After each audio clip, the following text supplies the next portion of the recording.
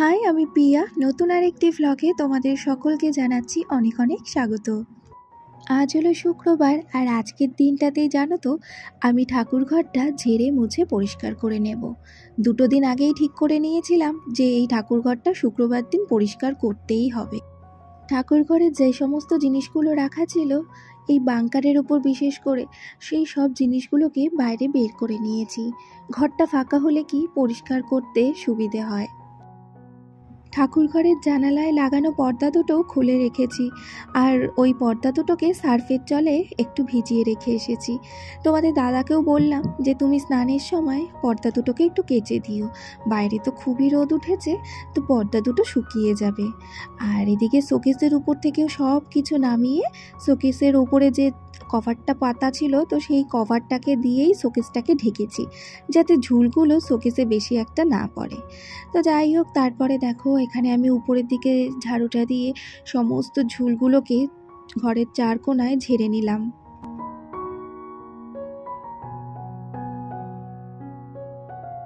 মাঝে মাঝেই জানো তো, যখন দেখি যে উপরের দিকে একটু ঝুল জমেছে, তখন ওই ঝুল ঝাড়ু দিয়ে পরিষ্কার করে নিই। কিন্তু বাঙ্কারটা তো আর সবসময় পরিষ্কার করা সম্ভব হয় না, আর বাঙ্কার যেহেতু পরিষ্কার করা হয় না সব সময়, সেই কারণে কি পরিমাণে জানো না ইঁদুরে কি করে রেখে দিয়েছে।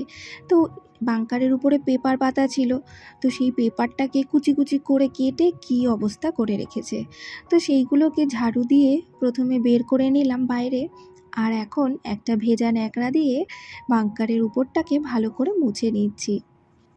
ঘরটা ঝাড়ার শুরুর দিকে ভুলেই গিয়েছিলাম মুখে একটা মাস্ক পরে নেব, কারণ এই ধুলোর থেকে জানো তো আমার খুব সর্দি লেগে যায়।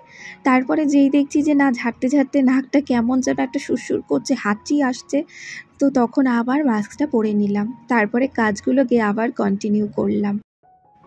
ঠাকুরঘরের দেওয়ালে টাঙানো ছিল এই ফটো ফ্রেমটা, বেশ খানিকটা উঁচুতে লাগানো, তো আমার দ্বারা না সম্ভব হচ্ছিল না ফটোটাকে নামানোর। তোমাদের দাদাই সকালবেলায় ফটোটাকে নামিয়ে দিয়েছে, আর ফটোটাকে মুছে নিচ্ছি। সব সময় নামানো হয় না, আর আমারও হাত অত উঁচুতে যায় না, তো সেই কারণে যখন ঘর পরিষ্কারই করছি সব কিছুই একটু ভালো করেই করলাম। আর ফটোটা না বেশ পুরনো, দেখো পেছন দিকটাও কতটা পুরনো হয়ে গেছে। একটা ঘর ঝেড়ে মুছে পরিষ্কার করাটা কিন্তু মুখের চারটিখানি কথা নয়, সাথে একজন কেউ হেল্প করা থাকলে পরে অনেকটা সুবিধে হয়। কিন্তু আজকে আমার এত দুর্ভাগ্য যে তোমাদের দাদা বাড়িতে ছিল না, তো অফিস ছিল, তো সেই কারণে আর পারেনি আমাকে কাজে সাহায্য করতে। তবে সকাল টাইমে যতটুকু ছিল তো তখন একটু আধটু করে দিয়ে গেছে, বাদ বাকি সবটাই আমাকে একা হাতে করতে হয়েছে। আর এই শোকেসটা এতটা ভারী ছিল, সেটাকে সামনের দিকে টেনে পেছনটা পরিষ্কার করলাম। আর আমার যা ভয় লাগছিল যে সামনের দিকে কাঁচ লাগানো, তো যদি কোনো কারণে ফেটে যায় টানতে গিয়ে, তো যাই হোক তারপরে ধীরে ধীরে করলাম। তো এই কাজগুলো কি বলো তো, ধীরে ধীরে ছাড়া না হয় না, তো কিছু একটা যদি তাড়াহুড়ো করতে যাই তখনই বেকায়দায় কোনো জিনিস ভেঙে যেতে পারে, নষ্ট হতে পারে।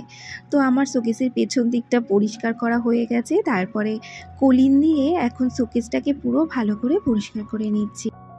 ঠাকুর ঘরে এই শোকেসটা ছাড়া আর সেই রকমভাবে কোনো আসবাবপত্র রাখা নেই, আর শোকেসের মধ্যে এত জিনিস তো সেই কারণে বেশি ভারী ভারী লাগে। আসলে শোকেসের যে নিচের পাল্লাটা দেখছো, ওর মধ্যে না বালিশ, তারপরে বেশ ভারী ভারী কাঁথা রাখা থাকে, তার জন্যই শোকেসটা এত ভারী হয়ে থাকে। আর উপরের দিকের যে তাক দুটো ছিল ওই দুটোর মধ্যে কাঁচ লাগানো রয়েছে, আর ওখানে না কিছু শোপিস এই সমস্ত রয়েছে। তো যাই হোক, শোকেসের পেছনটা মুছে নিলাম। এরপরে শুরু করেছিলাম ঠাকুর ঘরের জানালাগুলো পরিষ্কার করে নিতে।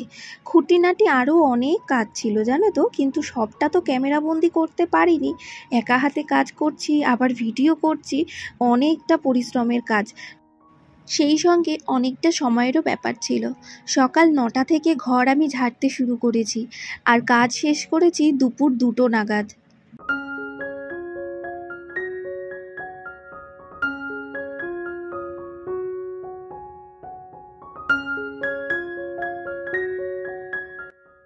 আজ এই ঘরটা ঝাড়বো বলে জানো তো, আমার যে ছোট্ট স্টুডেন্টটা আছে তাকেও ছুটি দিয়েছি পড়ার থেকে। বললাম আজকে আর পড়াবো না, কি সেই পড়াটা পড়িয়ে দেবো শনিবার দিন। তো 12টার থেকে পড়া থাকে ওর, আর ওই সময় যদি পড়তে আসে, আর ওই 12টার মধ্যে তো আমি সব কাজ যদি কমপ্লিট না করতে পারি, তাই আগে থেকেই ওকে ছুটি দিয়ে দিয়েছিলাম। কাছেই পুজো চলে আসছে আর হাতেও সময় কম তার জন্য, আর মহালয়ার আগেই সব ঘরগুলো ঝাড়তে হবে। এখনও পর্যন্ত নিজের বেডরুমটা বাকি, বারান্দাটা বাকি, সেই ঘরগুলোও তো ঝাড়তে হবে। তো তার জন্য এই আজকের দিনটাই আমি বেছে নিয়েছিলাম ঠাকুর ঘরটাকে পরিষ্কার করার জন্য। ঘরটা ঝাড়ার পর আমি সিংহাসনটা মুছে নিচ্ছি। সিংহাসনটা খালি করে নিয়েছিলাম আগেই, আর তারপরে এখন ফাঁকা সিংহাসনটা মুছে নিতে আমার সুবিধে হচ্ছে। তারপর এক এক করে আরও অনেক কাজ করেছি, তো সবটা বললাম যে তোমাদের সঙ্গে শেয়ার করা হলো না, যতটা পেরেছি আজকে শেয়ার করলাম। কাজের মধ্যে থাকলে এটাই হয় জানো তো, কিছু কাজ দেখাতে পারি, আবার কিছু কাজ হয়তো দেখাতে পারি না। তো এইদিকে আমার ঘরটা সম্পূর্ণ ঝাড়া হয়ে গেছে। তারপর লাস্টে এই যে ঘরটা থেকে কত যে ময়লা বেরিয়েছে সেগুলোকে এখন একটা প্লাস্টিকে ভরে নিচ্ছি। তো বন্ধুরা, তোমরা যারা এখনও পর্যন্ত আমার ভিডিওটিকে কন্টিনিউ দেখছো, প্লিজ ভিডিওটি ভালো লাগলে একটা ছোট্ট করে লাইক করে দিও, আর চ্যানেলে নতুন থাকলে তো অবশ্যই একটা লাইক আর চ্যানেলে সাবস্ক্রাইব করে আমার পাশে থেকো। এতক্ষণে জানো তো আমার ঠাকুর ঘরটা পরিষ্কার করা কমপ্লিট হলো। এই লাস্টে এখন মেঝেটাকে মুছে নিচ্ছি। এখনও কত জিনিস দেখো ছড়ানো রয়েছে, সেগুলোকে গোছাতে হবে। তো ভেবেছি স্নানটা সেরে আসার পরেই ঠাকুর ঘরে যখন পুজোটা দেব তখনই গুছিয়ে নেব বাকি কাজটা। তো এদিকে ছেলেও বাড়িতে রয়েছে যেহেতু, তো ওকে টাইমে টাইমে খাওয়ানো, স্নান করানো এগুলোও করতে হয়েছিল। তাছাড়া দেখো একটা তো ঘর না, আরও ঘর রয়েছে, সেগুলোকেও পরিষ্কার করে ঘর মোছার কাজও বাকি ছিল। আমার আজকের ভিডিওর টপিক যেহেতু ঠাকুর ঘর পরিষ্কার নিয়ে, তাই আজকে ঠাকুর ঘরের কাজগুলোই তোমাদের সঙ্গে শেয়ার করে নিলাম। বাকি ঘরের কাজগুলো আর শেয়ার করার সময় পাইনি। তো এদিকে ঠাকুরের বাসনটাও তারপরে মেজে নিলাম, তারপরে ঠাকুর ঘরে রেখে আসলাম। তো এইভাবেই ধীরে ধীরে কাজগুলোকে করেছি একা হাতে। আর তারপরে স্নানটা সেরে পুজোর ঘরে এসেছিলাম। পুজোটা দেওয়ার সাথে সাথে এদিকে কিছু কিছু করে সব গুছিয়েও রাখছিলাম। এই যে ঠাকুরের জিনিস রাখার জন্য যে একটা র্যাক রয়েছে, সেই র্যাকটাকেও ধুয়েছিলাম, তারপরে রোদে জল ঝরতে দিয়েছিলাম। তারপরে এখন ঘরে নিয়ে এসেছি।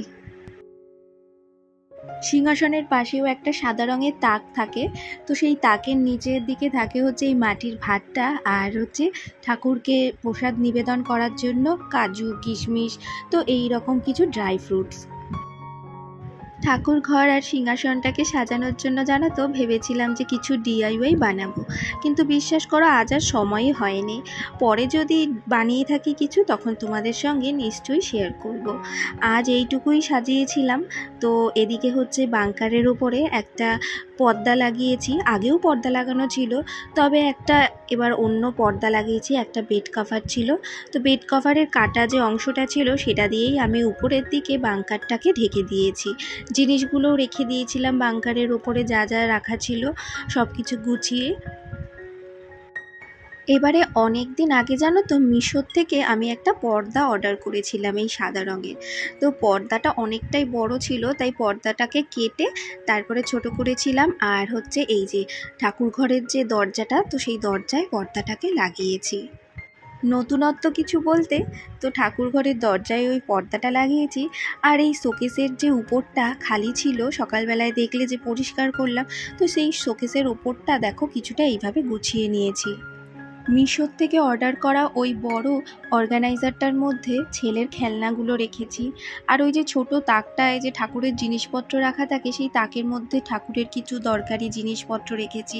একটা গণেশের ফটো ফ্রেম রেখেছি, একটা ছোট প্ল্যান্টারও রেখেছি। আর সিংহাসনের উপরে রেখেছি হচ্ছে দুটো বাস্কেট, যেটার মধ্যে ঠাকুরের জামা কাপড় রাখা থাকে। আর এই ভিডিওটা আমি যখন শ্যুট করছি তখন অলরেডি রাত হয়ে গেছে। আসলে জানো তো, সব কিছু একটু গুছিয়ে সুন্দর করে সাজিয়ে রাখতে রাখতে আমার সন্ধে হয়ে গিয়েছিল। মানে ঠাকুর ঘরে তো সবসময় ঢুকতে পারি না, তো দুপুরবেলায় পুজো দেওয়ার সময় কিছুটা গুছিয়েছিলাম, আবার হচ্ছে সন্ধেবেলায় যখন সন্ধে পুজো দিতে এসেছি জামা কাপড় ছেড়ে, তো তখন হচ্ছে আবার বাকিটা একটু সাজিয়ে গুছিয়ে নিয়েছিলাম। তাই এই ভিডিওটা শ্যুট করতে করতে আমার রাত হয়ে গিয়েছিল। রাত বলতে ওই 8টা বেজেছিল আর কি। তো এদিকে ঠাকুর ঘরটা গুছিয়ে সম্পূর্ণ উঠতে পেরেছি বলে আমার যে কি ভালো লাগছিল। তো সব কিছু না পরিষ্কার পরিষ্কার লাগছিল আর গোছানো পরিপাটি মনে হচ্ছিল। তো তোমাদের কতটা ভালো লাগলো সেটা কিন্তু অবশ্যই কমেন্টে জানিও। আজ তাহলে তোমাদের সঙ্গে এতটুকুই থাকলো আমার কথা। তো দেখা হচ্ছে আবারও নতুন একটা ভিডিওতে খুব তাড়াতাড়ি। ততক্ষণ সবাই ভালো থেকো, সুস্থ থেকো। যাবার আগে অবশ্যই সাপোর্ট করতে ভুলো না। তাহলে আজ চলি।